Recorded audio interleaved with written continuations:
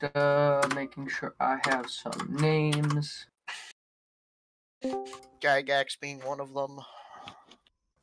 Of course. Always. I sure do love that guy. Sure glad that's his name.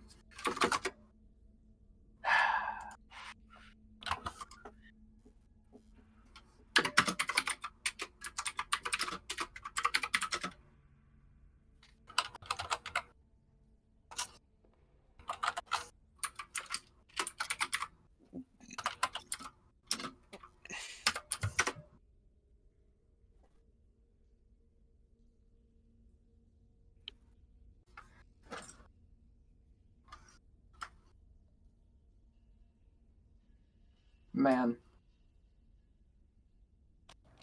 Yes, sir. Yes, sir. No, sir. Yeah, both of them. Yes, them both.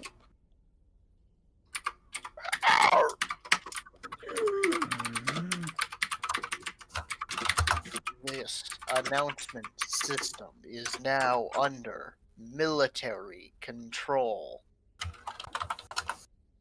Barack Obama is now under military control. Did you ever think about that? Fuck, dude.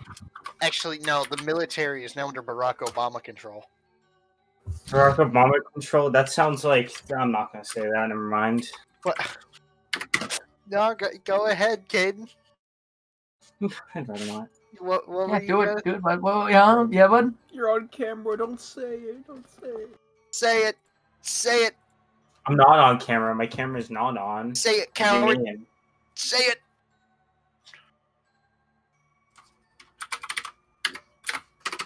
That fuck's what Michael, I am now annoyed at you because you've set the bar too high for character backstories. What? No. I didn't. The bar is now too high. Now it has to be good. Yeah, Matt, I'll send you both of the fucking things sometime soon. What things? His characters, which are really good reads. I really like them. Oh, thanks. This is no time to dilly dab. Shut up.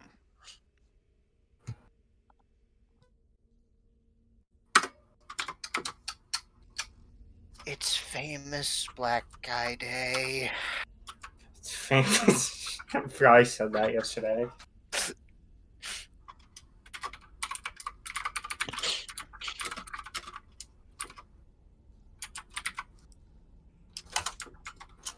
Lay on hands does not sound like something that would heal you.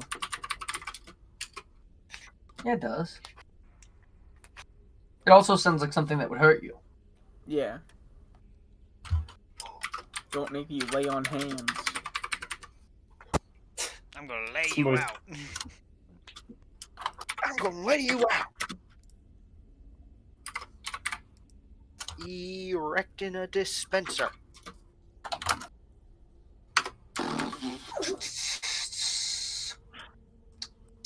Dispensing an erection? What? I hate you. That was just called... Not funny. Didn't laugh. That's I like... love that one. That's like... I live for the one clap, honestly, so... Chunky's dead. The He's dead. one-winged angel, but it's Donkey Kong. So he's here for you.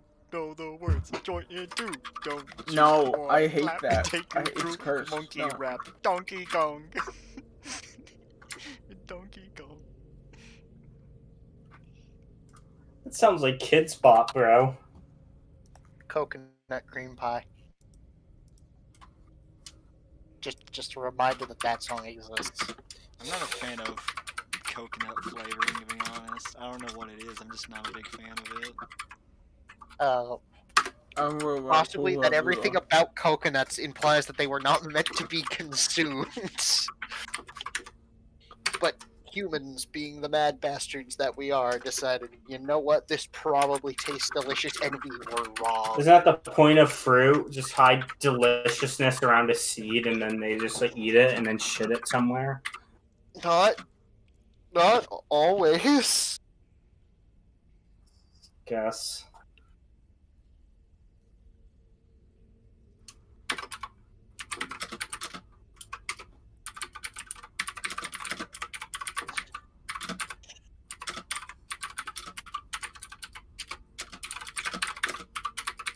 Damn, Brian, can the final loot for this dungeon, can it just be a bunch of pepper box pistols?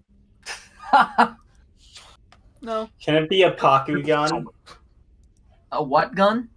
A Paku Baku gun? gun? A Paku gun? He wants A Paku Paku- gun? I don't A know Baku what gun? You want a Baku gun? Yeah, like the little fucking like.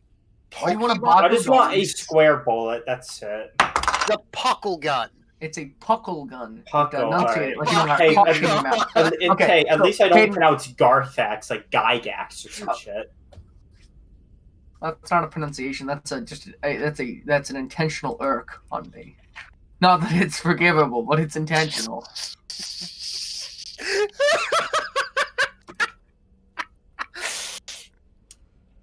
I don't understand why you guys think I'm saying Gygax's name wrong.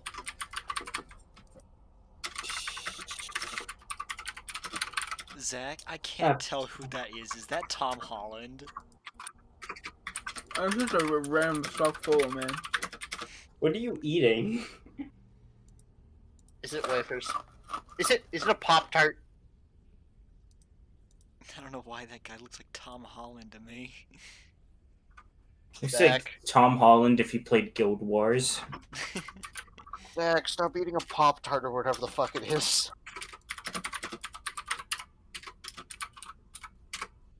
I should probably set myself to push to talk. Quivering Palm. At 17th level, you gain the ability to set up lethal vibrations in someone's body. When you hit a creature with an unarmed strike, you can spend 3 key points to start these imperceptible vibrations, which last for a number of days equal to your monk level. The vibrations are harmless unless you use your action to end them.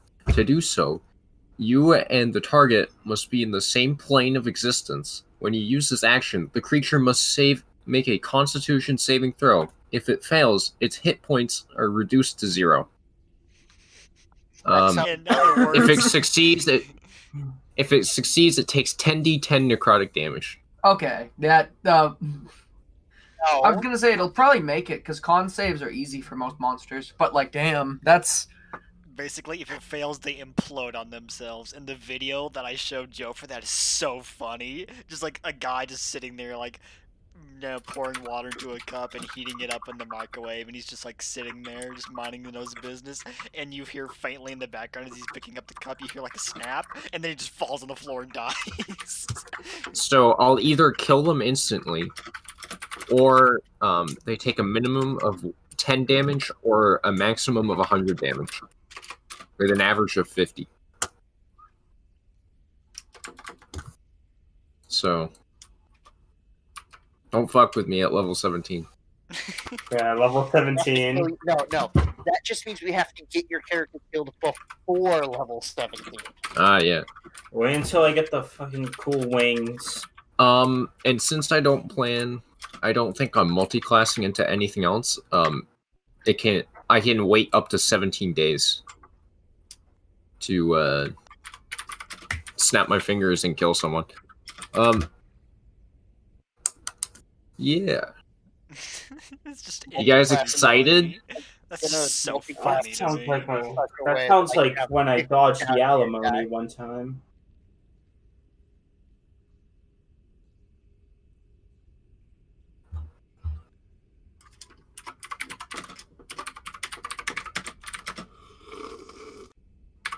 What you drinking there, bud? I was about to ask that. Ice.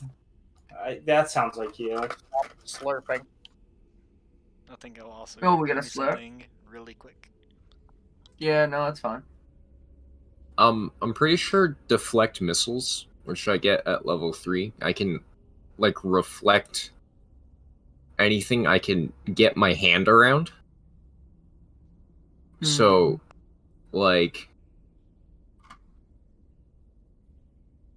how big is a like ballista? How You big? cannot Huge. deflect Like a fucking cannon. ballista. Yeah. A ballista is like, I think, a bare minimum of like a foot in diameter. Why do you say it like that? Why are you saying it like that? Ballista. That's what it is. Okay, so I keep on getting magic missile and deflect missile mixed up. Cause I'm like, oh yeah, magic missile. That's Yeah. the one that lets you deflect like projectiles. Watch out for the missile. Hey, Patrick, watch out for the missile. But yeah, that was like a staple of my very first campaign. Like our monk would just like, oh, there's a projectile coming towards you. Bink. No, it isn't.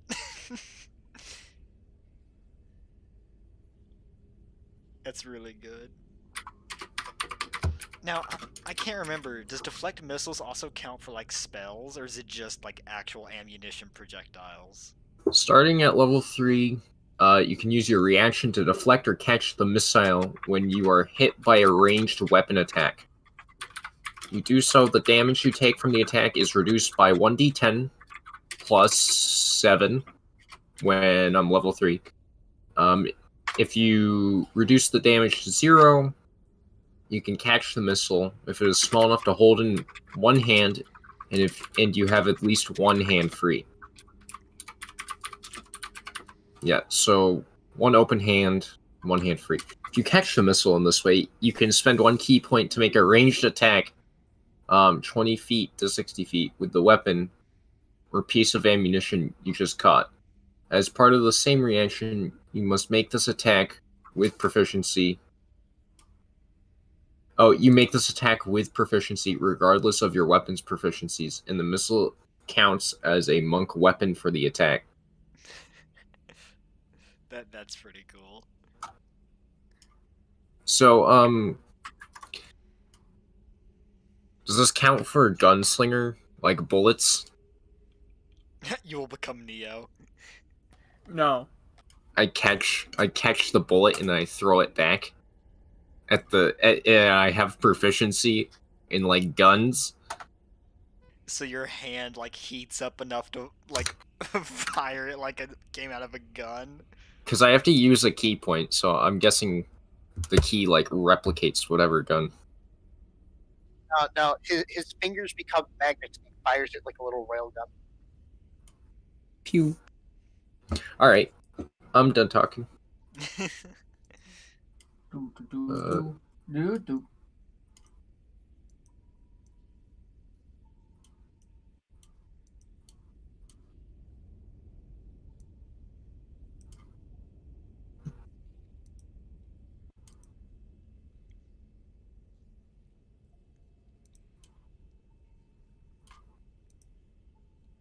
Sorry, just getting some.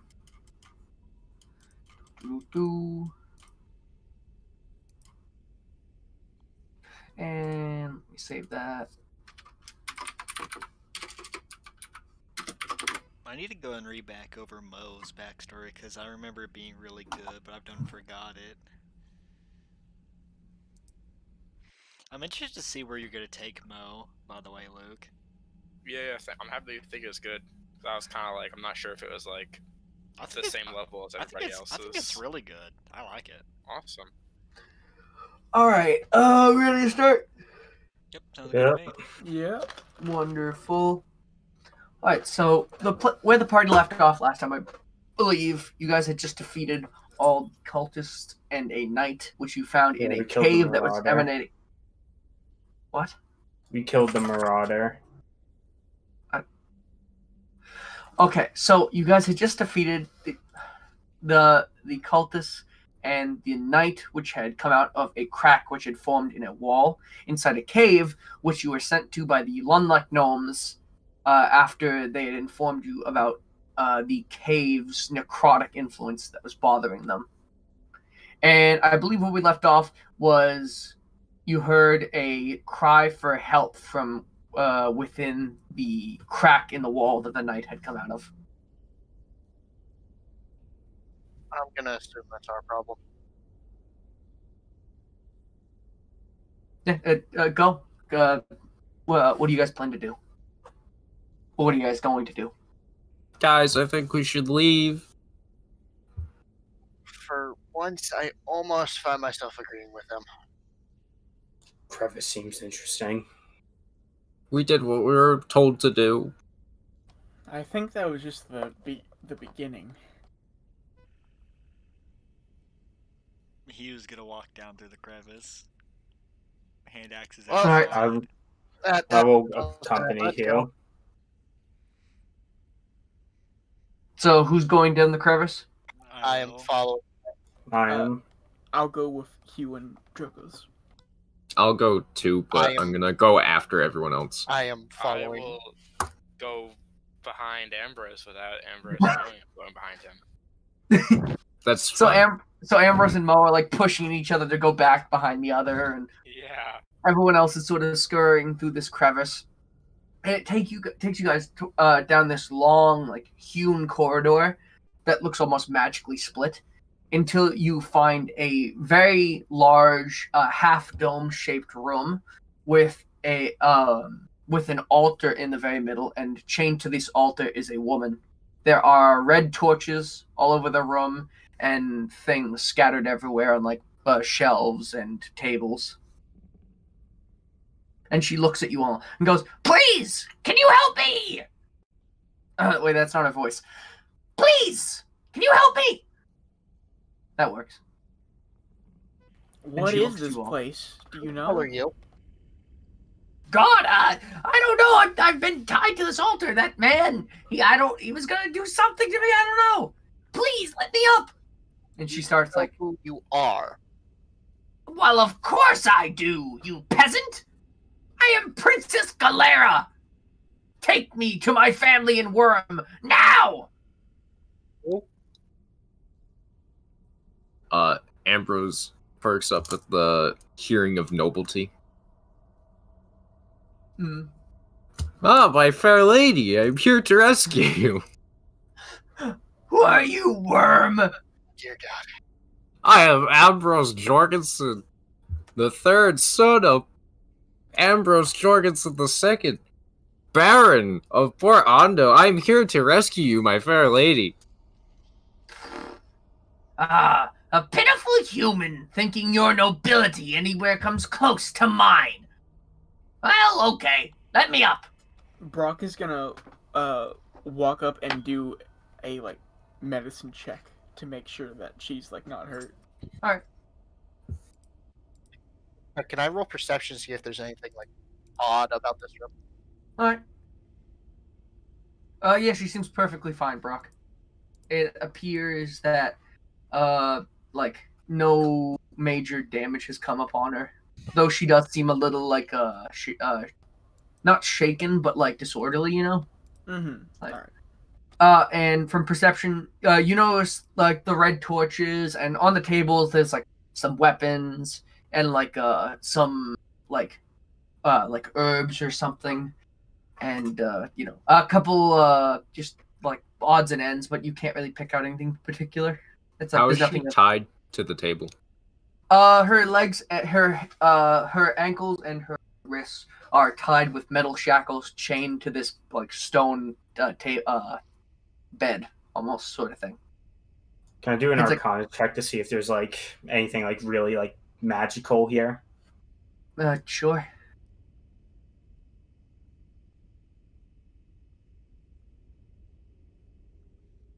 So from what you can tell, they're definitely that magical presence, that sort of overwhelming necrotic presence, is here as well. And it seems like something about the stone is magical, but nothing really comes close to just the overarching sort of necrotic presence of this entire cave. Okay. What are you guys doing? We're standing there. Come on, get me up. Ambrose is gonna take his family sword and Mhm. try to whack at the Oh, shackles. no. So, pulling your sword from its sheath, it glows like faintly of this sort of aura, Ambrose. if you'd like. Can you make a strength check for me to see if you can hewn through? And with one fell swoop, you bring the sword upon the chain, the glow instantly fading away and the sword shattering. Oh my god!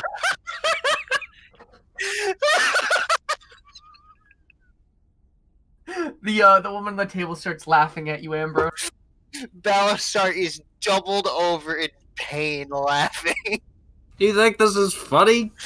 I Jurgis- fucking you. Can someone else help me up with like a Jurgis real has sword? like the most I would satisfied like to. grin on Can its face. I roll a strength? Can I roll a strength check to see if my sword will cut it? Yeah, sure. Ambrose is just on the floor, like picking up the broken pieces. With, How's a 20? Yeah, I see it. So with one swoop, you bring your sword down on the chain of her her right wrist. That would be her like right side is the closest to you. On her right wrist, then right ankle, then left wrist, then left ankle, and you free her. And she sits up and goes, "Oh, thank you! Finally, I appreciate the help. I guess. Now, who might you all be? What are you doing here?"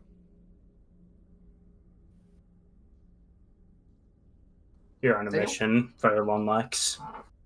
The gnomes. Yeah, okay. Well, we better be getting out of here. That's the idea. And, you like a traveling group of, clowns? What are you? I mean, Carnival Cruise Lines are one of our nicknames, though technically it's Coalition of Swellfellas. Wow. Never heard of you. Yeah, you probably wouldn't have. Couldn't be too important. And, she gets up from the table. Hey, nice. Ambrose. You, and with that, save, you don't cry. You hold it in, just so. Just keeping at the tears, thinking about your family name in front of this fair lady. My chest hurts. It does hurt a lot.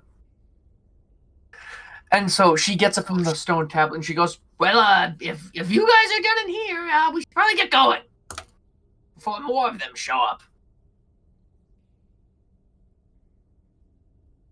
And About she, the weapons you said that were like on the table, is there anything like notable among them? you want to make another check? Sure.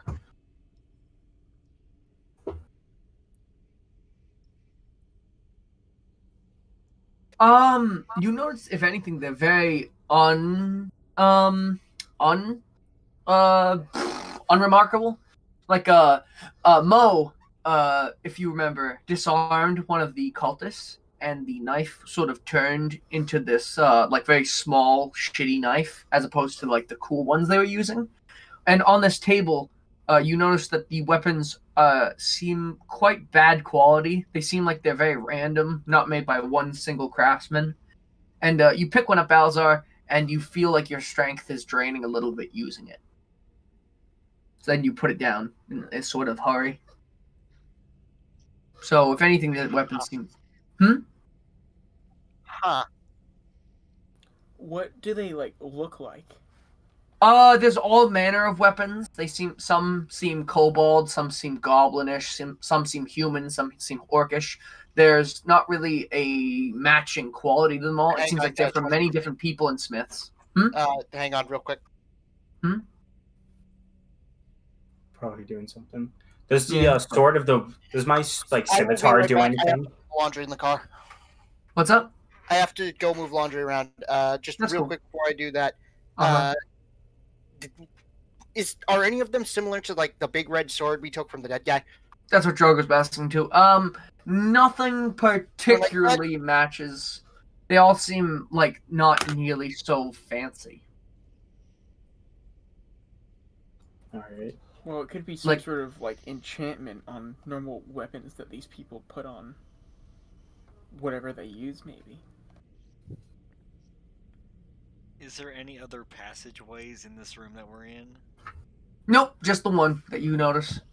Like there really isn't. This room seems to like be hewn out of the earth in like a very symmetrical dome shape. There were two other ways back in the like main chamber that we were in, though, right? Correct, yeah. But the woman tapping her feet at the beginning of the like fissure out of there and goes, "Come on, please! I need to get home! Come on!" He was gonna push past her and keep walking. She Jorgos will walks. follow you. Yeah, she's following you. I guess we go back out to the main chamber. Yeah. Yeah. From there, she's like, which way is it out of here? I am not quite sure. When they brought me in here, very disorienting. He was gonna take his axe in his right hand and point it towards the entrance, and then he's gonna turn and start walking down the path to the left. Jorgos is going to continue following you. Where are you guys going? Come on! I will lead the princess out of the cave. I was also going to do that, yeah. So I guess we'll go together. So as you guys sort of start to walk out of the cave, you feel everyone in the party starts to feel a little tingly, regardless of where they are. And there is a poof as everything goes bright, and you all find yourself once again in the Tower of the Lung. Oh. And staring at you is Jerome. And he looks at you and goes, hello, adventurers. We got the signal that someone had come out of the cave, and there's a diminishing in the necrotic presence in that area. We figured it was you. Did we get everyone? And oh my, is that Princess Galera? Oh, hello, gnome man. May I get you anything, my fair lady? He puts on a sort of deeper voice. You are in the presence of the Lunlex, of course. And she just looks at him, sort of unimpressed. But anyways, adventurers, how did it go? Well, we killed a bunch of cultists and we found her tied up, but I'm not sure if we actually got the source of the necrotic interference. It was still everywhere there, yeah. Oh my! You're telling me you found Princess Galera in that cave? That's very worrying, as she's one of the more high-profile disappearances we've had in town. This is more complicated than we thought. Well, why don't you get her home, and we'll study the cave. Maybe you can come back to us later, once you're a little bit rested, maybe, and we can see if there's a more of a presence in the cave, or whether it fully diminishes. They were talking about they worship Garthax, by the way, cultists. Ooh. I think don't know exactly. I think he's a spectator though. I'm unfamiliar. Sorry to say. All right. We can detail more later. All right. Well, why don't you just all get her home? In fact, adventurers, you seem a little beaten up. You may want to go put on some nicer clothes. I believe there's a party going on at the UNT Palace in the White Ternary. Noted. Thanks. Yes, it's no problem. Yeah, I believe you made much of high society within the walls of that palace tonight. It's supposed to be a swell sort of gala. All right. Well, I guess go towards there. Try to get her home.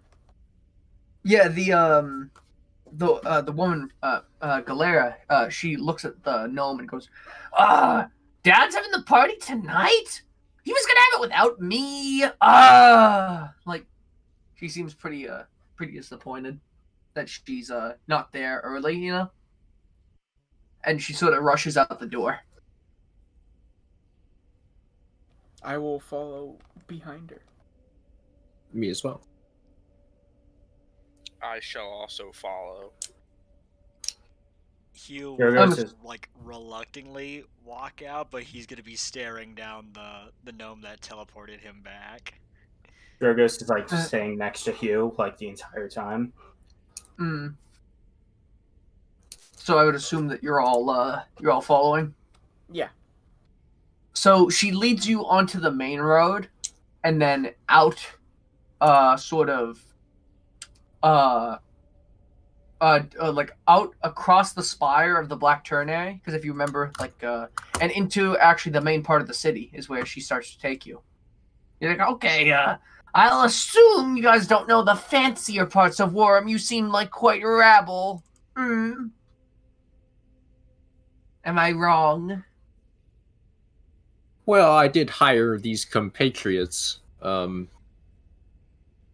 this quarter, but I am from the White District, of course. Can you do a deception check for me, Ambrose? See if she believes you.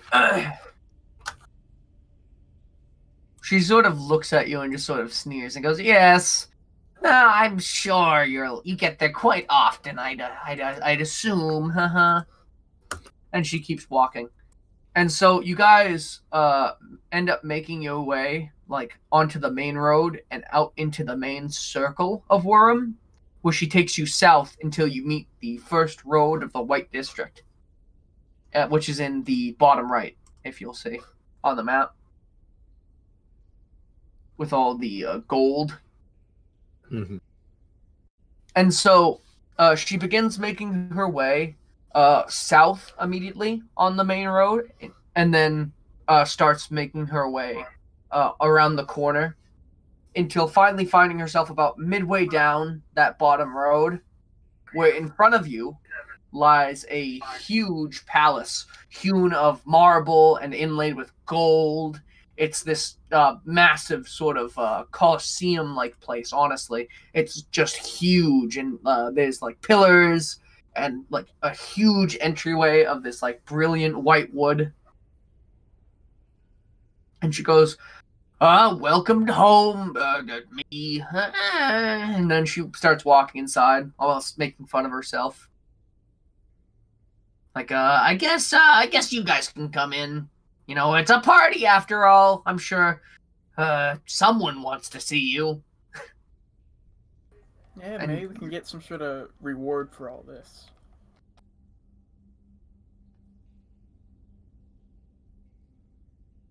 Ambrose is gonna walk forward into the place while brushing his hair with his comb. Did you just start brushing it? Getting all the... Yeah. Alright. Is anyone else joining Ambrose? Brock will, yeah. Brock's also joining. Can someone give me the cliff notes as to what's happening? You've been guided by Galera to her father's, or to like her family mansion in the White District in the bottom right of the map, about the middle of the last street. It's this brilliant marble and white wood, gold inlaid sort of palace. And she's invited you all inside, hesitantly, to the party. Okay. What's the party look like? What's going on? So entering the main, I can send you a picture. Entering the main room, you have this huge sort of entryway with a staircase on each side, up to a higher balcony level, and in between is a doorway which goes down into a hallway with many doors on either side. And this room is absolutely filled with guests and butlers with food and drink. There is a substantial amount, mainly of Yuan tea and of lizard folk. But you find there to be orcs and humans and dragonborns, and like a few a few Kuatoa, a few bullywugs. So you want tea? Huh? Yeah. What is that? You want to make an insight check? Sure. See what you know about the UNT. These people seem like they're probably UNT. After Right, all, what do they look like? That's like what I'm asking. yeah, you got an insight of 6. Probably these people. Are I mean, Princess Galera said she was UNT, so that they probably look like her. Balzar, he's not really. He's apparently going with the flow today. but he can't figure out what they look like when they're 2 feet in front of his fucking face. I mean, it's a lot of different kinds of people, buddy. Like, I mean, you could always talk to someone. That's it. What do you want me to do with a 6 in insight? Like, see if you know anything about them. Like, from what you can tell, like, there's some people that look like. Hey, Fucking Matt. snake person. Got it. Hey, Matt. What? Brian's using insight as perception because you can do that. Okay, Brian, That's what's going on. Brian, you couldn't have just told me they were snake people. No. That I couldn't have. Don't argue Why would with I the do that? DM. Why would I do that? That would be metagaming. But walking in, you find all manner of people, and Princess Galera goes up the left staircase and meets a man in the very middle of the balcony. This guy is like his bottom half is human, but right about at his neck, it turns into scales, and he has a very big snake head. And it's at this moment that you realize that Princess Galera isn't entirely normal. Like, she seems like this sort of normal-ish woman. She's, very skinny. She's a bit tall, but you notice that she has some scales in her arms. And then I think it sort of clicks with the party. And so she's gabbing away with him. Would anyone like to do anything? Brock is going to say, and who might you be, mister? Oh, you walk up the stairs with her? Yeah. Okay. Did the rest of the party follow her, or did you want to do any party? I'm gonna go look for food, All right. like fancy food.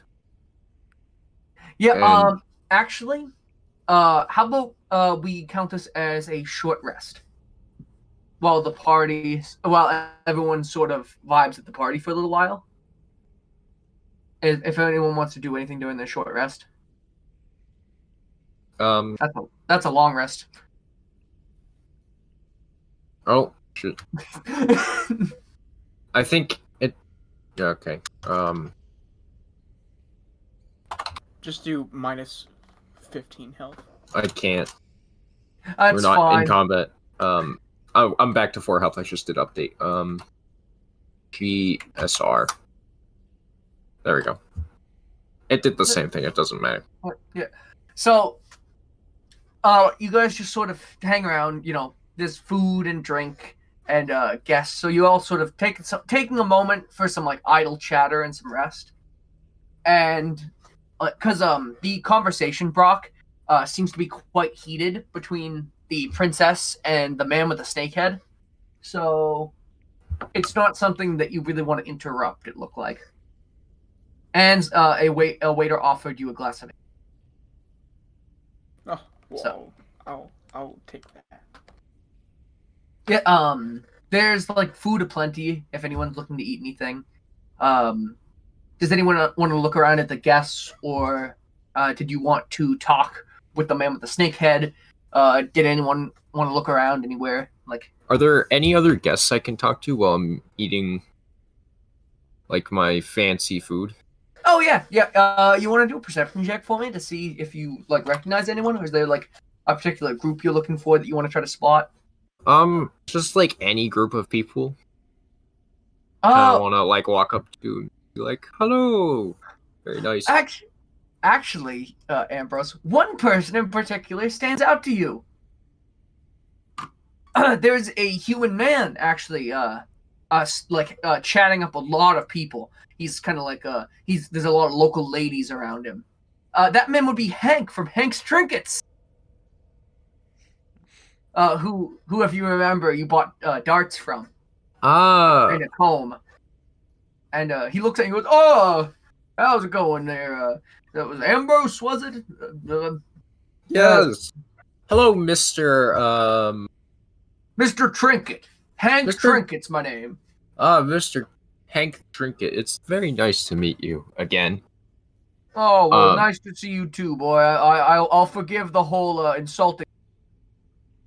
You know, it happens. This brush you sold me was fantastic, I must say. Right? It is quite a nice hairbrush you got there. Like, I'm glad you're finding a use for it. Yeah, you definitely, I'd assume, felt stronger using it. Of course, I always did. You use this brush? I mean, it's passed around from person to person. Like, it's usually an adventurer seems to find it whenever adventure happens, it seems. Like, that brush I bought at a trinket store up north somewhere. And then when I started my trinket store, I had it up for sale, knowing an adventurer would walk through the door one day that wanted to buy it. And that adventurer was you, Mr. Jorgensen, the whatever. The third. Ah, yes, the third. Man, they couldn't just make one of you. They had to make three. Okay. Well, actually, if you count my cousins, there's actually 6, but... Oh, sweet cheese. Where are you from? I definitely don't want to go... Oh, I'm from Port Ondo. Oh, never mind. I already knew not to go there. And then the ladies around him start to laugh. And he's like, ho, ho, ho, yeah. So anyways, what brings you here, Ambrose? I'm here on my father's business. I get you. Yeah, I have to be tight-lipped, I do. Oh, I Confidential. see. Yeah, you know those kings and their tight lips. It happens. It's actually a matter of, security for Port Ondo. Ah, I see. Was that comb a part of it? It was not. Ah. Ambrose is gonna put then. Ambrose is gonna put the comb in because he just realized that a lot of people have brushed their hair with it. And it probably hasn't been cleaned in a while. Mm-hmm. About the last brush you do adds 5 temporary hit points. Okay. As you've been brushing your hair for a while. And he sort of looks at you, put it away, and goes, "Oh, no, not but yeah, not fancying it. Just he just sort of grumbles a little bit. Brock is gonna walk up behind Ambrose and go, Ambrose, do you know which way it is to the bar? Oh, let me try to remember that. You want to just roll a d20? I didn't know you've been here before, Mr. Jorgensen. And he's gonna tap his, jaw, thinking, and then point in a random direction. Oh, that way!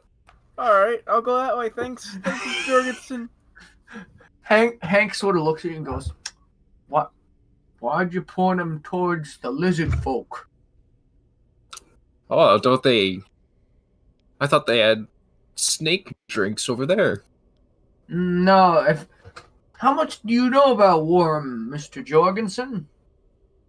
Well, I haven't been here very long, but, I know enough to get around.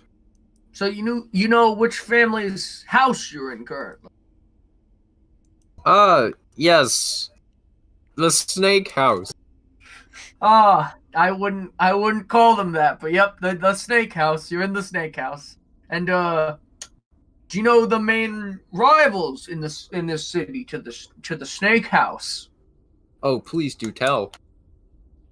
Well, you see, Wram's a very old city, and long as anyone can remember, it's been here, and it's had many different rulers over its time. It's the two longest ruling people were lizard folk and the Yuan-Ti. And these families have both sort of lost a lot of their power, but they maintain the royalty that they both think they deserve. And so they butt heads a lot in this city. So it's just, the lizard folk tend to stay towards themselves. I don't know if you've ever met a lizard person, but they're very literal about everything. They don't get metaphors. They don't think jokes are funny. They'll just kind of eat any corpse they find. They're pretty weird. So just, I don't know if you wanted to point. I don't know who that was, the dwarf guy, right? Yeah. I don't know if you want to point him towards them, but whatever. He's gone. You just hear off in the distance, "Hey, is this the bar?" No, Brock. Who have you just said this to a lizard person? Yeah. A lizard man turns to you. He goes, no, I believe the bars are what make up that railing, sir. I don't what? You better give me some air. I'll rip you in two. Sir, that constitutes a threat. I do not take kindly to threats, though. I will move away, and then he just walks away from you. Some of the other lizard people look at you. I would like to run after him and grab him by the shoulders from behind and just shake him and go, "Where's the bar?" Oh God. He turns around and goes, "I don't understand. Why are you looking for a bar? Is it to hit me with it?" "No, for ale." "Oh, ale. I see. You would like alcohol." And I would like some more, yeah. He points to a servant dressed in an all bright pink tuxedo. The servant seems to be of human-ish nature, like it seems human. And on this very large tray balanced on his head is this huge silver platter with just a ton of glasses of ale on it. Goes, I would ask him. I would like to run over and try to jump and grab one. Okay, can you make an athletics check for me? Oh no. Wouldn't that be acrobatics? Sure, yeah. Mo, by the way, is just getting lost in the shuffle. What? Mo gets lost in the shuffle, and he's just sort of hanging out with guests. And you may not see him again the rest of the night. He seems to be having a good time. With your mighty acrobatics, Brock, you managed to jump an astounding 1.5 feet in the air, and with one hand grab at a glass of ale in a tray, and you grab it, and the servant looks at you and goes, "You could have just asked me for one. Why did you grab it?" What's the fun in that? And he hands you another one just to prove a point. Hey. I would like to dual wield the ale. Yep. Alright. Do you have proficiency in dual wielding? No. Oh, you're gonna be drinking with disadvantage. Yeah. No, I'm sorry to say. He spills like half the glass all over himself. My God.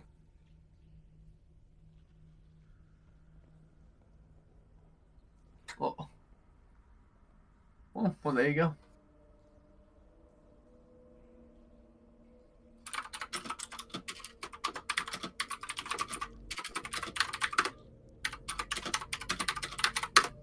So, you just proceed to drink your ale, Rock. And let's turn to, let's see. Balazar, what are you doing at this fancy party? I'm sure you love fancy I'm people. just surveying the crowd. I'm just waiting for it all to be over. Balasar does not do he's not a huge fan of large gatherings. Mm-hmm. Would you like to look around to see if you know any of the guests, or would you like to do anything? Sure. Yeah.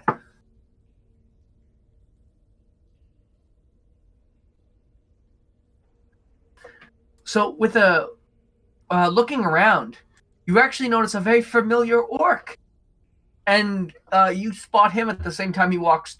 He spots you, and walking up to each other, he goes ba ba ba ba ba ba ba ba ba ba. Oh!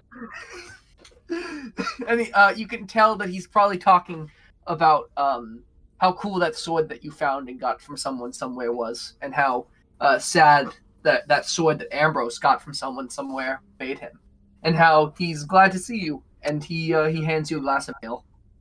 Well, I have good news for you, Bumble. Ambrose broke that sword. One sec, let me.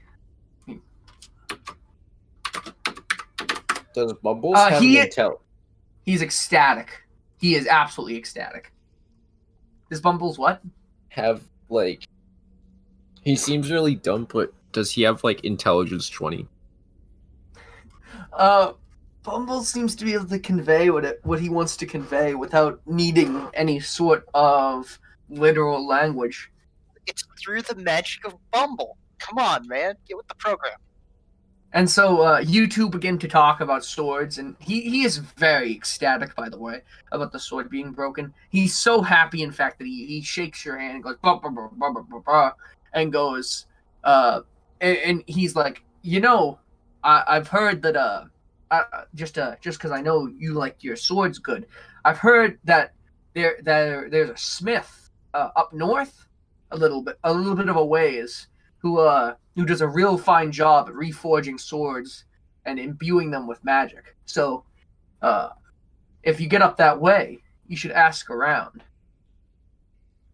Does he happen to have a name that you know, or? Bumbles begins to bumble, and out of it, you get that he is talking about, well, what he appears to be talking about a man named Genghis Mangus, from the traveling city of Yarns.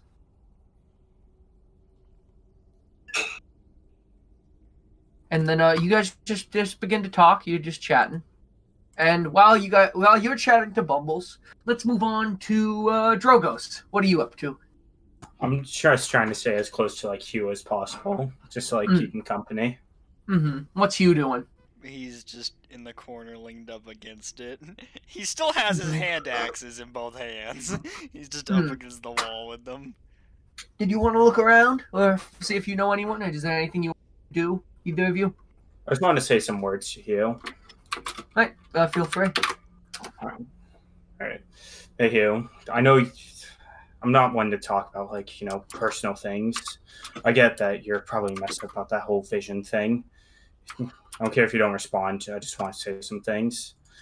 That beholder, Darthax, whoever his name is, just ignore it. If you're anything like you were in life compared to now, it's all empty. I know you wouldn't mess things up that badly.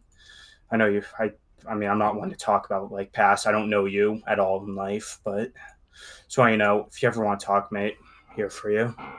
Hugh is gonna he's nodding his head slowly, and he's gonna turn to face him, and he's gonna reach his arm and put it around him and just pat him on the shoulder a little bit and just keep nodding. You're a good man. You're a good man. And one other thing, when it's just you and I, you don't have to call me Drogos anymore. And then Drogo's is gonna look around real quick to make sure nobody's listening. And he's like, when it's just you and I, call me Volthraxis. And Hugh's gonna kind of look up to think for a minute, and his jaw and lips are mouthing it out to comprehend it, and then he just nods to him again, and he's gonna lean over to Drogos, and he's gonna very faintly whisper, "Boone. My name's Boone." What that Star Neighbor said earlier, you're probably the only person that heard that, but that's my name. And got it. that's kind of what's been worrying me a little bit about that vision. Because that woman that was talking to me, she never called me Hugh, because that wasn't my name then, if you get what I mean. But it still gets to me, because there's so much I could have done. But I know Brock has different opinions of me. He thinks I'm some good sort of person, but I don't want you guys to be getting the wrong idea. I'm a thief. I stole from people. I killed people. There weren't anything good about me, Voltraxis. So don't take me being a little bit silent as being mean to you folks. It's a lot. I just wish that the gnome person didn't take us out. I could tell you were following me because you wanted to help me, and I appreciate that. Is there anything going on with you that I could maybe help you with? If you're curious about that voice, it's probably the ones who could be looking for me because of what I did back in my old city. I grew up where I was till I was like 3. Well, it's none of my business, but if you ever need someone to help you, I'm here for you too. I can brief those. I know there's a lot going on. We're all tangled into some big old mess with what Bug brought us here for, and I've got something going on with Brock, and I got my own things I need to attend to. But if you need something, I'm right here. I'm willing to listen. It's just a little hard lately, so I think that maybe just you and Brock are who I'm comfortable with talking to until and he's gonna like solemnly look down towards the floor and like tip his hat low till I kill that thing, whatever it was. You wouldn't happen to know weaknesses of something like that, would you? Spectators are not one thing I'm used to. Normally used to things to the past. Celestials are the only thing I've been able to like really worry about. Something that just I think about all the time. I can understand that. Yeah. You should go and enjoy yourself a little bit. I'll just hang out over here. You sure, mate? I heard there was some drinks over there, and he's gonna kind of like point with his axe over towards where Brock got his drink from, and yeah, and just come get me when it's time. Sure, mate. And he's just gonna sit in the corner. Fair enough. See you around here. See you around Boone. No and then response. Drogo's gonna get up and walk over to where Brock is. As Drogos walks away, someone in the crowd actually notices Humorous and begins to walk towards him. And Hugh, you notice this very old a human man to be your friend, Clive Pompers from Portando. And he looks and goes, "Oh, Hugh, how are you? I didn't expect to see you here. I knew you were heading out, but I didn't think you were heading, to the palace of the UNT." And he sort of gestures around. There is no response. He will just reach into his pocket, take out another platinum piece, and just toss it to him, and just keep sitting in the corner with his hat tipped down. Hugh, are you all right there, bud? I've known you for some time, and actually, I've actually had you on my mind. If you remember that man I said might be able to help you forge your sword back. I don't know if you remember. I said I told you about the about yarns, I believe it was. The traveling nomadic peoples. He's And he just sort of looks at He's gonna nod a little bit, but he ain't gonna say anything. Well, Hugh, I have learned that he has traveled south from where he was at Port Ondo, and I believe that he is right out of the swamps to the very north of this city, in the plains. I believe he's right before the plains turn to desert. He's somewhere in there. So he's close to you. So if you find the time to travel out of the city, I would head north, maybe looking, because I know it's important to you. Now, I can see that you want to be alone. So just hang in there, bud. And if there's anything else you need, you know to call on Clive Pompers. And then he pats you on your skeletal shoulder, and he walks away. And then he turns back and goes, "Oh, and Hugh, the money. Are you sure? I'm not so sure if I can accept this, pal." No response. Oh, well, I guess I'm also the first national bank of Clive Pompers. He says as he walks away. And let us next. One more thing you guys notice as the party's really getting late, and there's just some beautiful music emanating throughout the room. Music, you say? Mm-hmm. It seems the party has gotten quite light as everyone's sort of starting to mingle as the time draws on and on. Does Ambrose recognize the tune? At first glance, it does sound familiar, but it's not something like you feel like you've heard it before, but you're really not like you're not sure. But it definitely does fill you with a sort of hope. Brock is just gonna run into the middle of the room, and he's just going to yell, "Any of you snakes got a dance floor?"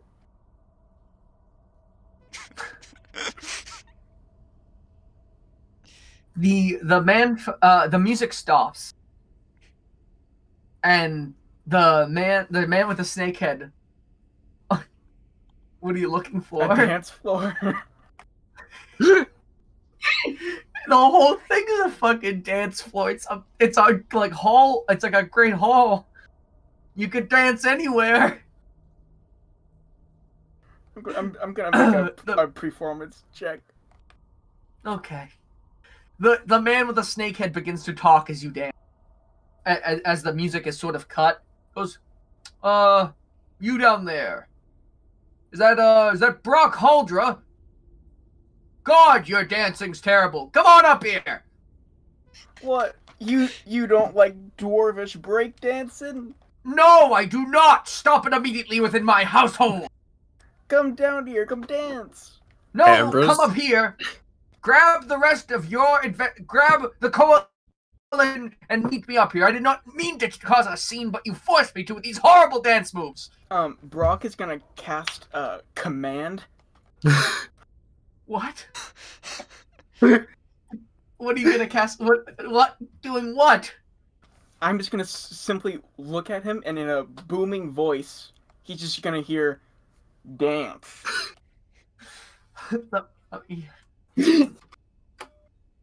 Let me find if he has a wisdom mod. It comes in bites. It comes in pints. It comes in bites. It comes in bites. Looking at you for a second, he's like, "Man, it's time to dance."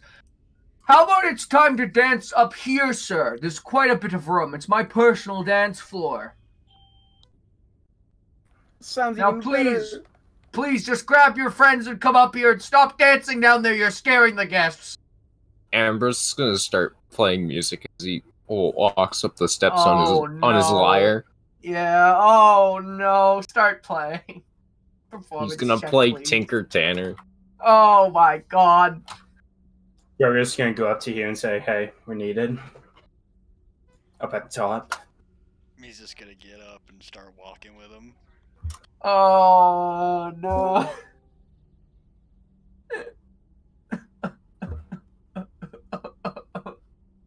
So, as you start to play Ambrose, you manage to somehow break one of the strings, and with a very sharp ding, that rings throughout the entire hall, your ears just start to hurt because you're closest, and your temporary HP is gone. Ambrose Jorgensen the third, life of the party. You're all just walking up the steps, causing a horrible scene. And our Drogos and Hugh coming up. Yeah. Yeah, we're just like quiet, just calmly walking. I up, do like... think I need my lyre strings replaced. Mm. And I believe Balzar had to take a moment if he's not here. And so we'll just we'll say that he stays. He's in so engrossed in his conversation with Bumbles that he doesn't comprehend any of this. So walking up the stairs, you find yourselves in the presence of a man with a snake for a head. He seems quite important. He's in a very fancy, like almost bluish red. It's a very strange color with like silver and gold inlays in it. He is carrying like a large ceremonial like curved sword at his hip, and standing next to him is a familiar face. It's everybody's favorite kobold. It's Bug Vungust. It's the boy. Hey, Balzar's back. It's a boy. Okay, so Balzar made up the stairs with you. So, were you here for any of this, Balzar? I heard was man with snake head and bug fungus. I was more focused on the whole bug fungus. Brock went to the center of the room and yelled, "Where's the dance floor?" and started to dance terribly. The man with the snake head yelled at him to grab the man with the snake head yelled at him by name and then told him to grab everyone in the coalition and bring them up here to the top balcony. And as you reach the top balcony, Bug is so short that he was covered by the banister. And he looks at you all and goes, "Hey, guys." What's up, Bug? "Not much, just talking to my buddy here." Mr. Fungus, I'm glad you're here. "No, I'm not glad you're here, buddy." The dwarf is drunk. Do you have any extra lyre strings? Yeah, I heard that performance of yours. I gotta say, you clearly, you're getting there, buddy. And he goes, "So have you met Tusa? This is he is the leader of the UNT here in Wram, and a very close friend of mine." And he goes, "Met him before." "Oh, I'd imagine not. So, Tusa, this is the coalition, which I've told you so much about. I can see that you've already delivered his poor daughter to us. Is that right? Galera, was it you folks that brought her here?" You got that right? Yep. Yeah, found her in a weird cave. After one of us broke his sword. Tusa looks at you and goes, "God, I always find her in some sort of cave. Ugh, such a disappointment.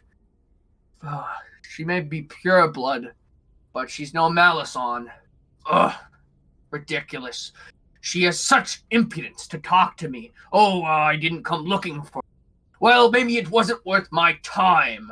And Bug just sort of looks at you guys and just like mimes nodding. And I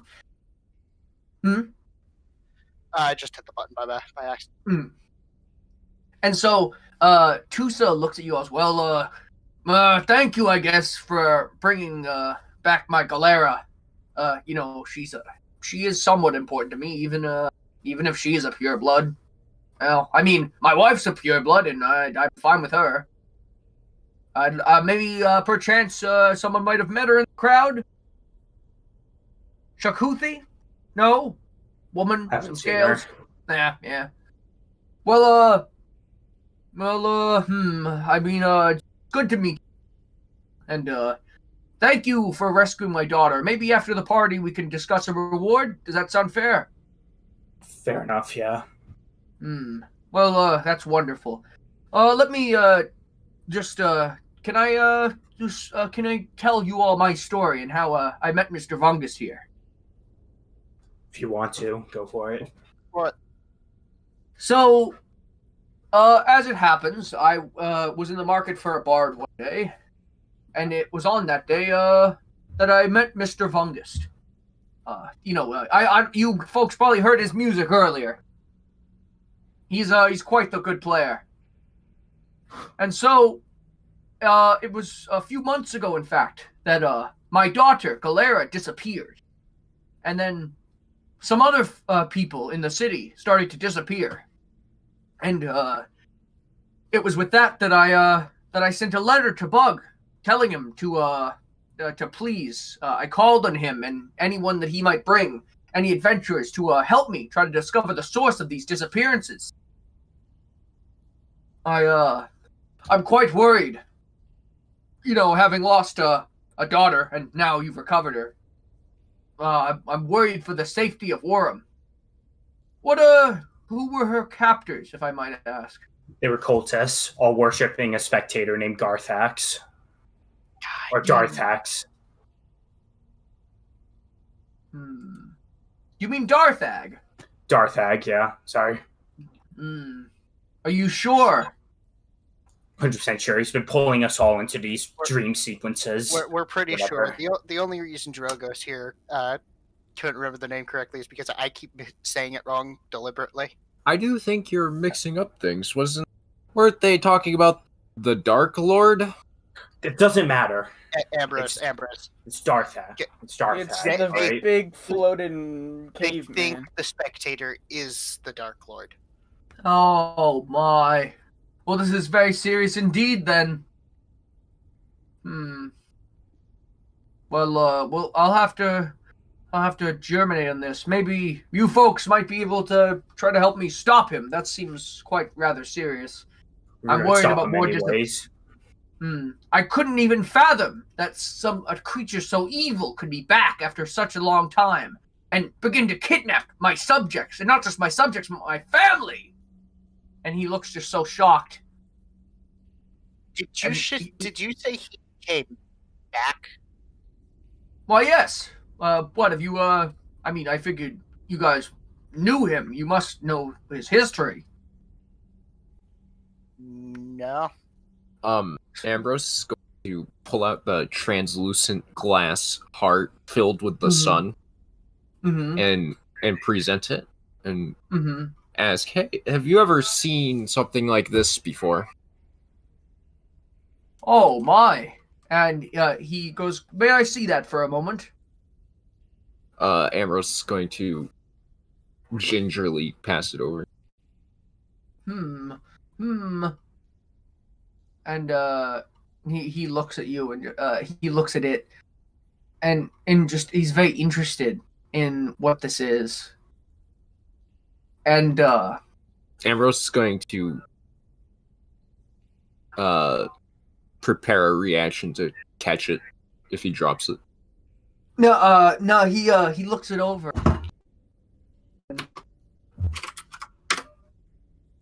And he thinks, he looks at you and goes, this seems to be a very old sort of magic. Are you a wizard by chance, or like I worship Borasisi, and I encarned his divine power to transform this cultist heart.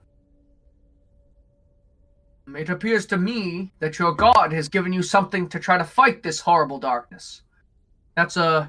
You almost remind me of a Yuan Ti, sir, with your nobility and elegance in this. Though I can't tell you for certain what this thing does, I'm sorry to say. Ambrose bows to his knowledge and wisdom. And he bows and then hands you the heart. He goes, well, as much as I hate to say it, I might ask the lizard folk if you get a chance. They might know something. But back to my story, if that's all right with you all. So, as I said, Darthag has returned. Are any of you aware how a spectator is created? Hmm? Only know some form of. Can I roll insight to see if I like know anything? Sure.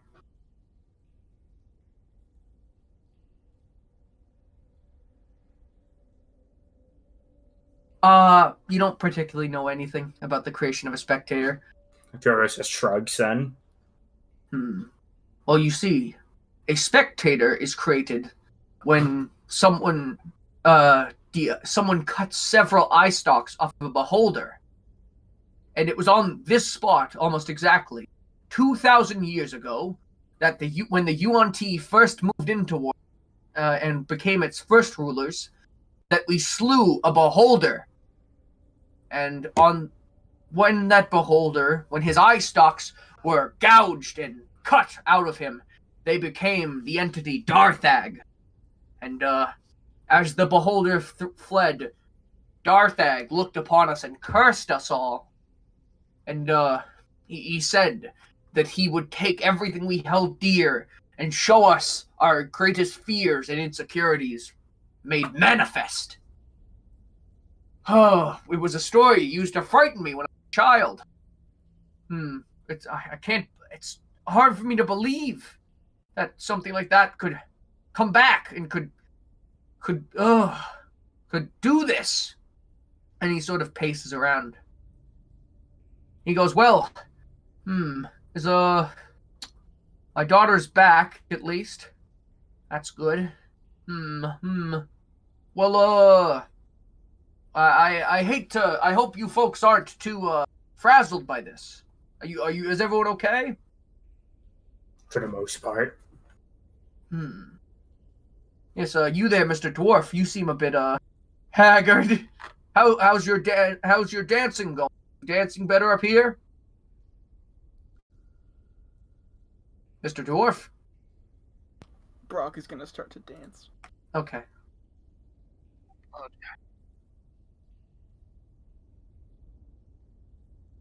And he eagerly awaits your performance. He looks at you and goes, no, it really hasn't gotten better. Is he okay? Were you injured during a fight or something? Were you injured during the fight? Nah, That's what alcohol does. No, I ripped a dragon in two when we were in that cave. No, you didn't. No, you didn't. There was. They just want me to be modest. They want me to be modest. Can you roll deception with disadvantage?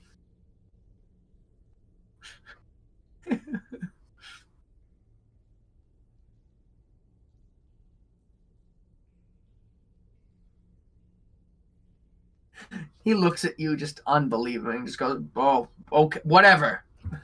Anyways, I'm glad that you all seem somewhat all right. I'm going to assume that he's always been like this. And he looks at the rest of you.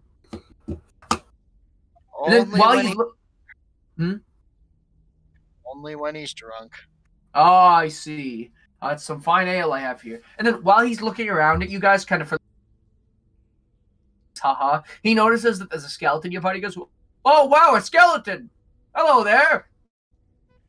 No response. He's still got his hat pulled down, looking to the ground with two hand axes in each hand. Ambrose is going to nudge Sir, are you Humorous. okay? Are you okay, sir? And he reaches out a finger to try to poke you. Is this guy real? And he's Bug, Yes, he is. He's real. Bug slaps his hand away. I wouldn't do that. Hugh's going through some stuff right now. Is it? Can I help with anything? What exactly is wrong? Did you say Hugh? Is that his name? It's best you don't ask right now. Oh, okay. Well, I do believe that we have a common enemy. If you could say. In this pitiful creature Darthag. Yes. I believe we do.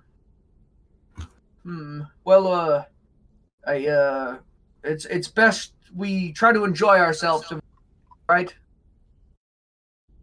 I hate to leave you all in such bad spirits at my beautiful party. Hmm. Well, I believe that it's about time that Mr. Vungust here actually has just come to me from some very personal, important matters, and he actually had requested that I send people out to try to find you all. He wished to speak with you all, I believe. Is that right? Yeah. I went looking for you guys at Glebs, and I couldn't find you. Probably off in the swamp by then. Gnomes. Oh no, gnomes! Ew. Lex. Yucky. Ugh. New general rule of thumb: no teleporting. Oh, you're teleporting? Yeah, it happens. Yeah, guys. If it's okay with you, could I speak with you all in like a private room?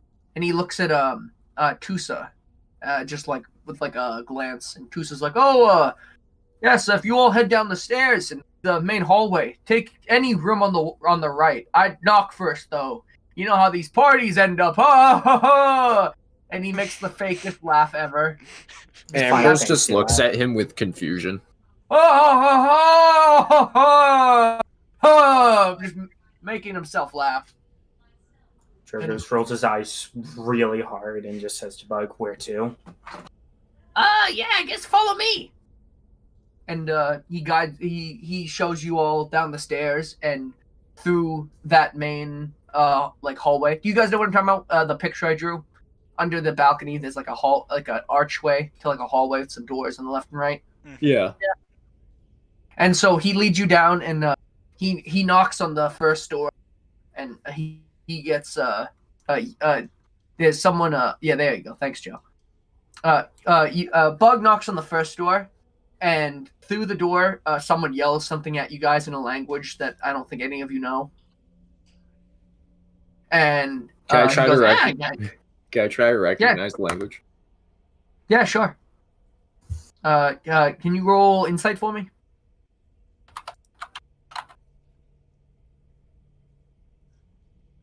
Oh. That's Elvish. That someone yelled something at you guys in Elvish. I don't think anyone in the party speaks Elvish. Do I they? speak Elvish. Oh, you do? That's why you recognized. You recognize it to being someone in Elvish said to you, "I'm going boingo moingo mode." Is you're the only one who's heard this. I'm not telling anyone else, and I'm just gonna speed walk away from the door. You follow Bug. Yeah. Food. Give me like 2. Huh? Okay. So Boingo boink. Bug brings you up to the second door and knocks and doesn't hear anything, and so he slowly opens the door, and it appears to be empty. And so he just beckons you all inside. "Oh, come on in! These rooms are awesome! I stayed at one of these back when I used to bard for Tusa. It's pretty great in here. Come on!" And he beckons you all in. He goes in. Do you all follow? Yeah. Brock would like to go in and check every like drawer. Okay. There's only tables. I would like to look under all the tables. Okay. Can you roll perception for? Actually, roll investigation to investigate underneath tables. Nat 20, here it comes. You don't find anything under the table. There's just within this room, there's like wooden tables and like what appear to be like beds, but they're circular, almost like dog beds. But they're like human sized. They're very big. And there's like tables, there's like a fish tank in the corner, but instead of a fish, it's some sort of fish snake hybrid thing. Are they the same type of like dog beds that were on the boat? No, those were more like those were like orcish couches, where that's like a very long dog shaped thing. This is more like a very round dog bed kind of thing. Ah, the perfect size for a kobold. You know, it's like human size. Like they're big. They're like it's like a papasan chair. Okay. But like without the wood. Does anyone know what I'm talking about?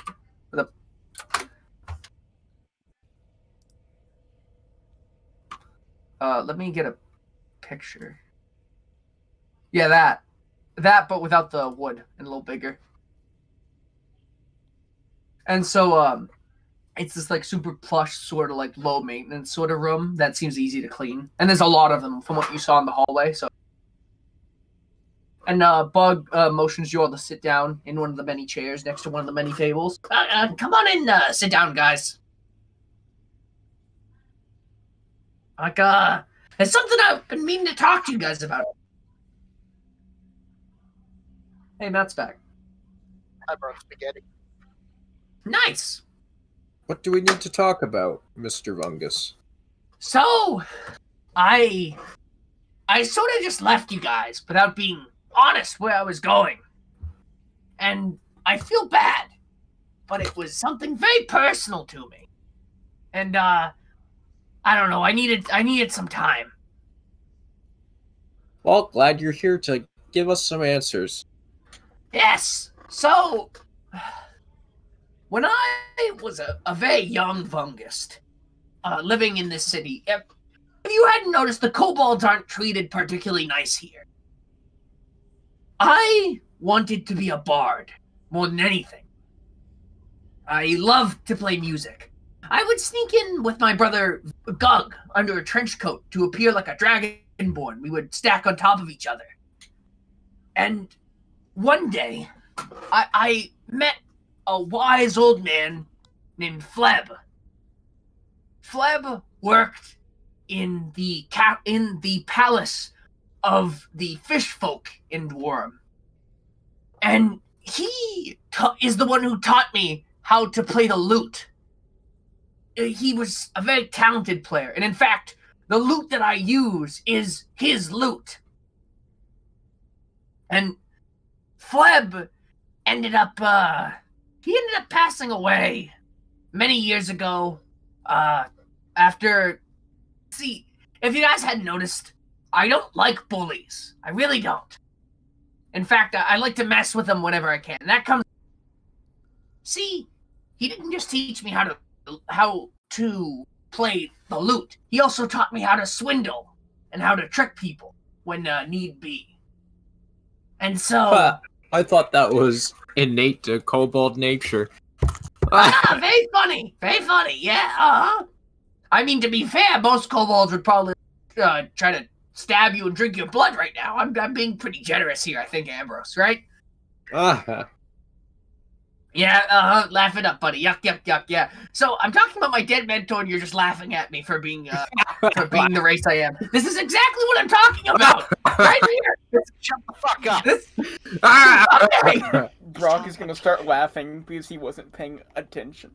I would like to hold up his Can I roll, Brian? Can I roll strength to like punch Ambrose in the jaw? If you want to. I'm gonna die. I'm talking about my mentor, and you're laughing, Yeah. Virgo's just like holding up his like comma like really menacingly to Ambrose. You slap him across the cheek, really hard. No, you have to do damage. What was that for? Shut up. Okay, so what I was saying was, Flep ended up dying when I was around 8. He was killed while trying to swindle some foot leaves. And I ended up finding his body in his room. I don't know exactly what happened, I just know it was a deal gone wrong. And so, I ended up dragging his body out into the swamp to my ancestral dumping ground. Because kobolds were not very sentimental. We just dump everyone in a mass grave. That's just how kobolds here work. And so I end up making him a tomb out in the swamp, and I try to come back here at least once a year to honor his memory. And it was this year that I felt some sort of connection to him, and I knew that there was a sign. After all, with Tusa asking me to come back, the man that I played for long, I figured this was the perfect time to go and try to memorialize the man that taught me to play. And so I've been staying out at his tomb and just meditating and playing and just trying to really think about everything. It's been a difficult time for me. And it was actually this year, when I was out there meditating, his ghost appeared to me, and I couldn't believe it. I thought he'd come back from the dead. You know, skeletons and zombies and all, they happen. I figured that it's someone I should kill. But no, it was my mentor. And he actually, I've spent several days talking with him and learning a lot about what it is to be a bard. And I've improved my skills since you guys have last seen me. I just wanted to explain to you all why I've been absent during this delicate time, and I'm very sorry if I've missed anything important. No worries, mate. I get it. Happens to everyone. And he looks around to you all. I've heard you guys have done many great things in my absence, and I'm very proud of you all. And he sort of bows his head to you. Killed the big man. You killed the big man? That's pretty cool. You know, I never liked the big man. I knew him when he was the little man. Brock is just gonna stand up and just yell, "Yeah, we killed the big man."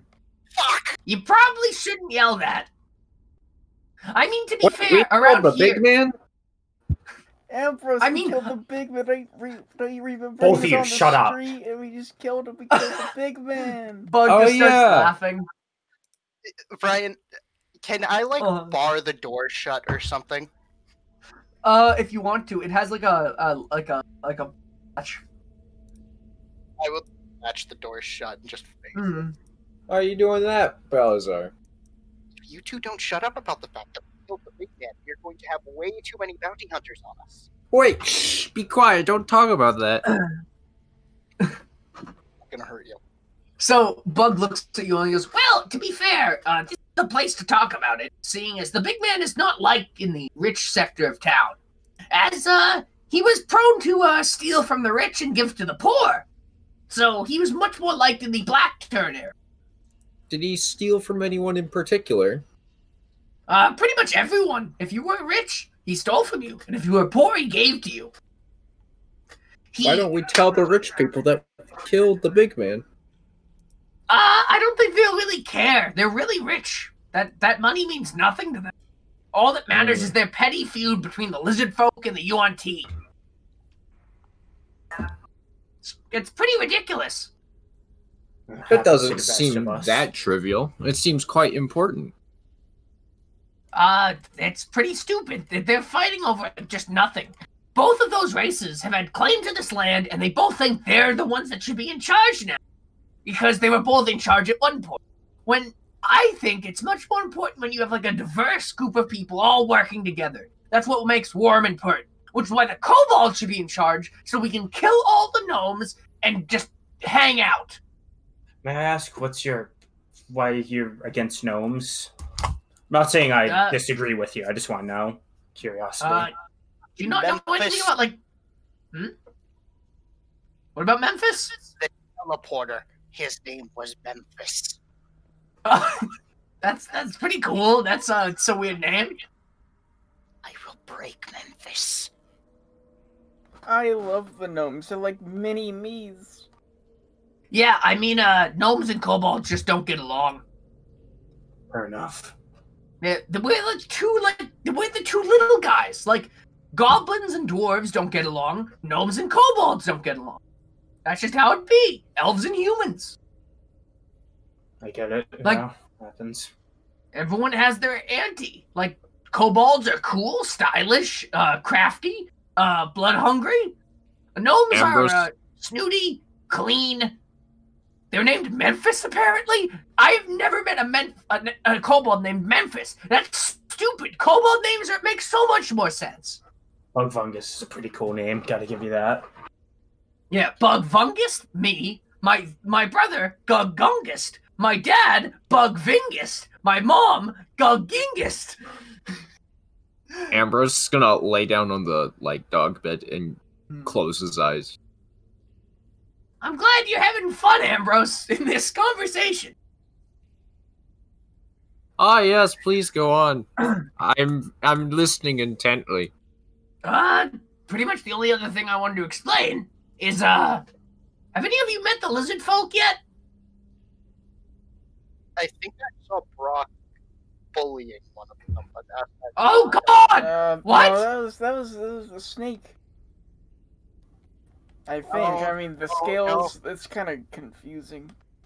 No, Brock, that person was definitely more lizard than snake.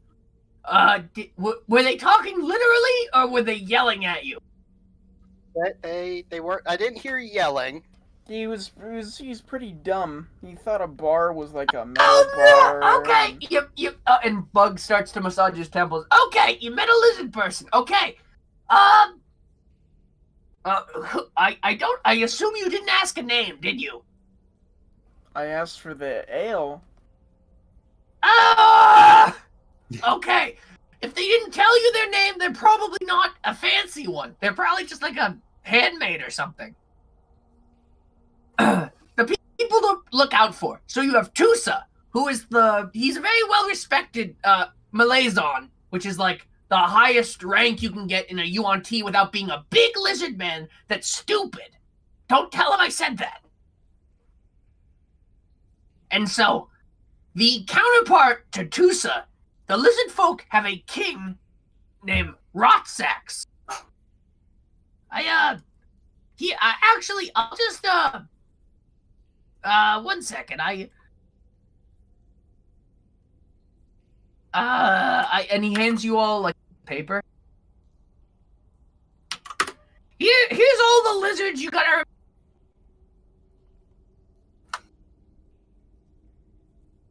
That's my personal lizard list. Amber's gonna sit up at this. So it's our hit list, you could say? No, don't kill them. They're fine. I mean, like I said, I learned to play in the lizard's palace because of their bard. So I like them. I mean, the UNT and the lizard folk, they're both okay, I guess. They're both better than like the gnomish house. Yuck. There's some rich gnomes in this city. No, yeah, gnomes kind of suck. Anyways, go on. Yeah. So yeah, just there's your list of people to look out for. Those are the important lizards. And I just put more lizards because there's a lot of them. And to counteract that, you have Tusa, the leader of House UNT. You have his wife, I think it's Shakuthi. I'm not right sure. She's a pureblood, and his daughter, Galera, who you freed, who's also a pureblood. Tusa has two guards that are both Malazon like him, people with snake heads. That's Gub and Lub. They're not stupid, they just have dumb names because Tusa thinks it's funny. And that's Mr. Vungus? Yeah? Why must we know all this? It's just important to know if you're gonna be around here. And if you're gonna navigate not who to piss off. Yeah. It's important to know who's who. Why would I piss off anyone? I don't know. You exist. Breathing. And I have the best etiquette out of anyone here. I'm aware, yeah. Laughing at my dead mentor and all. Very good etiquette. You're just gonna take out his hand axe and just hold it, just like kind of menacingly, but not really. Are you going to cut me? Keep it up and you'll see. Fight. Okay. No fighting. Fight. No fighting. Hey, is Hugh all right? Hugh, are you okay? You've been really quiet. That's not really like you, buddy. No response. He's had a moment right now. He needs some time. Oh, I'm sorry. Okay. Well, Hugh, I'm sorry I hadn't been there. I hope you're okay. I think he has battle fatigue. He's gonna take the hand axe in his right hand and like put it on top of the one in his left. He's gonna reach across the table and just pat Bug on the head a little bit, and then put the hand axe back into his hand. Okay. Yeah, I'm sure you'll be fine. I'm like, yeah, you guys said something about Darth Egg in your dreams. That will definitely do it. That he's a pretty horrible guy from what I've heard. Yeah, we were all given weird visions by Gygax. Yeah, I remember the first one. That was pretty horrible. I can't even imagine what the other one. You probably don't want to know. Yeah, I really don't actually. Well, anyway, did you guys happen to see anyone on the floor? Like when you were like, because I know the orcs are here. Did anyone meet any of the orcs from the ship? They got invited here. Oh yeah, Bumble was here. Yeah. I saw Daniel, Damray, and I saw Graham Downson's ship is actually in town. So the captain of the Molestra is actually here. We didn't see him. No. Oh yeah, well he's here. If you guys want to talk to him, like they're both okay from what I know. Well, anyways, I think it's about time we should be getting back to the party, right? Most That sound good likely. to everyone? Oh, yeah. And Bug gets up. And I assume everyone else gets up. Yep. Are we leaving now? I believe we are. We're going back to the party, Ambrose. Try to have a good time before we start working with Tusa to try to sort out this whole Darth Egg thing. Hmm. Is that all right with you? Yes, I guess. Yeah, you'll be fine. And so, Bug opens the door and motions for you all to come out. And pretty much at that instance, as you guys are starting to walk out, you hear a scream from the party. Ah, And with that, they're enjoying themselves. that's a blood-curdling scream. It sounds like And you a hear the rush good of party. footsteps. And with that, we're going to take a break Okay. at the blood-curdling scream. Sound all right, guys? Yes. Yeah. All right, I'm going to rest my voice. Go take a drink. Understandable. I Can know you guys- that voice must be really straining. Yeah, my voice has been cracking all night. I bet you guys have been hearing trying to, not. But, my voice has been cracking when I'm trying to do different voices. It's And good. each Everyone's a little snake's voice. got a dance floor. I love that. Hey, Which one? come dance! Starts like dancing Yeah. on the floor. You dance Hard. horrible. Get up here. I like to imagine you're Dance. just like moving your arms and doing nothing else. You're just moving your arms. He's doing man aerobics. He's like the car dealership little inflatable like tube guys that like fly Uh-huh. on. Oh, the wacky inflatable arm inflatable tube, like, man. like I said, I was trying to do dwarvish breakdancing. What does that even look If like? I rolled a 20, Brock would just do this. That's what Brock is doing. Oh no. It's man aerobics and Roblox. Do you like man aerobics and Roblox? It's pretty great.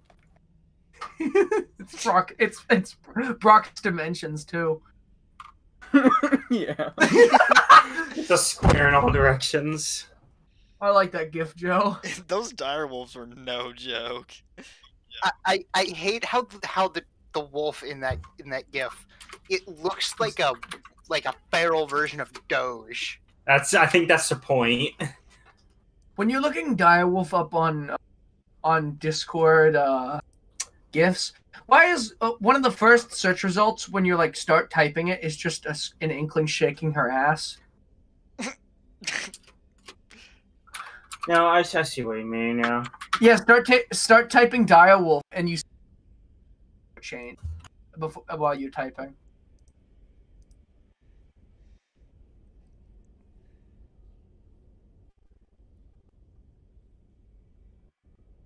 Finally. Anyways, I'm gonna go get it. Let me 1 sec. I'm gonna PM it to you, my friend, my buddy Mike, and I'm also I going just to did go take a break with my voice. It's DI. I know. Yeah, that's Yeah, is it's that what- Divs. Yeah, he's famous for that. That's also my favorite character too. So that's very cursed. That is heavily cursed. Oh, there you go. Rip. Scholar Bingus. Scholar Bingus. You find a hairless tabaxi around Scholar Bingus. Hairless tabaxi. That sounds terrifying. Oh, like it's an actual like thing. Like there's like I'll find Yeah, imagery. There's they're like, like Egyptian. eyeless sphinx like seers in D&D. They Mhm. are so cool looking. I'll find one for you. Yeah, on they our are. break. We are back.